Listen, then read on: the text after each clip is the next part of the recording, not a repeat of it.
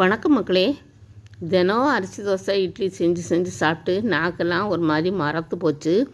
என்கிட்ட கொஞ்சம் முழு கேப்பை இருந்துச்சு. அதை என்ன செஞ்சேன், ஊற போட்டு 1 டம்ளர் கேப்பைக்கு 1/4 டம்ளர் அரிசி போட்டுட்டு 1 ஸ்பூன் வெந்தயம், ஒரு 2 ஸ்பூனு உளுந்து போட்டு ஊற வச்சுட்டேன். ஊற வச்சுட்டு நைட்டு படுக்க போகும்போது அரைச்சி வச்சுட்டு படுத்துட்டேன். இப்போ காலையில் நல்லா புளிச்சு இப்போ இங்கிருந்து பாருங்கள். இப்போ அதை தோசை சுடுறேன் பார்த்துங்கங்க.